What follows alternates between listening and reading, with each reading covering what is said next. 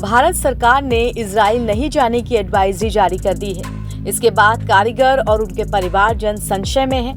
यही हाल श्रम विभाग, सेवा योजन और ITI के अधिकारियों का है। सबका एक ही जवाब है कि श्रमिकों का चयन नेशनल स्किल डेवलपमेंट कॉर्पोरेशन यानी NSDC ने किया था। अब NSDC के निर्देश मिलने पर ही कोई फैसला लिया जाएगा। उत्तर प्रदेश के कुशीनगर, गोरखपुर समेत कई जिलों के कारीगर, जिनमें मिस्त्री से लेकर मैकेनिक तक अलग अलग स्किल के लोग शामिल हैं, जिनका चयन हो चुका है, उन्हें इसी हफ्ते इजराइल के लिए उड़ान भरनी थी, जिसके बाद फॉर्मेलिटी पूरी कर उन्हें नौकरी ज्वाइन करनी थी। लेकिन इसी बीच भारत सरकार ने इजराइल नहीं जाने की एडवाइजरी जारी कर दी है, जिसके बाद ये सभी असमंजस की स्थिति में हैं। इजराइल में नौकरी के लिए उत्तर प्रदेश से 10,000 श्रमिकों का चयन होना था। इसके लिए 2 चरणों में स्किल टेस्ट हो चुके थे। पहले चरण में करीब 5,088 और दूसरे चरण में 4,121 श्रमिक चयनित हो चुके थे। वेरिफिकेशन के बाद 8,425 श्रमिकों को इजराइल जाने की मंजूरी दे दी गई थी। इसके बाद पहले चरण में 2 अप्रैल को 64 श्रमिकों का दल इजराइल भेजा भी जा चुका है। लेकिन अब इजराइल और ईरान के बीच अचानक तनाव बढ़ गया।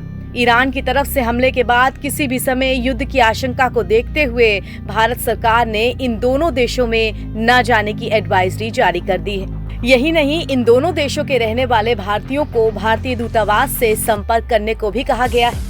2 अप्रैल को इजराइल भेजे गए 64 कारीगरों में गोरखपुर निवासी दीवान कुमार भी शामिल हैं। उन्होंने फोन पर बताया कि फिलहाल वो सुरक्षित हैं। हालांकि भारत और इजराइल के बीच उड़ानें बाधित होने पर उन्होंने चिंता भी जताई।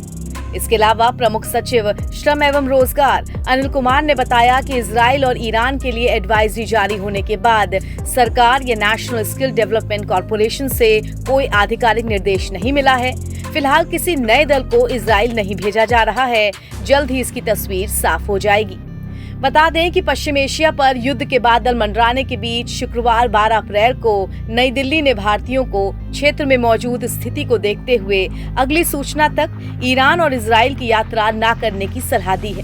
विदेश मंत्रालय की सलाह में कहा गया है, जो लोग वर्तमान में ईरान या इजराइल में रह रहे हैं, उनसे अनुरोध है कि वे वहां भारतीय दूतावासों से संपर्क करें और अपना पंजीकरण कराएं।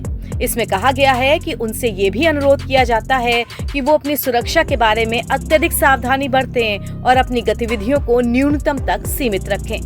नई दिल्ली की सलाह ऐसे समय में आई है जब बड़ी संख्या में भारतीय कामगार इजराइल जा रहे हैं या जाने की प्रक्रिया में हैं। 7 अक्टूबर के हमलों के बाद इजराइल ने हजारों फिलिस्तीनियों और अरब प्रवासियों के कार्य परमिट को निलंबित कर दिया था, जो पहले देश के कार्यबल का बहुमत बनाते थे।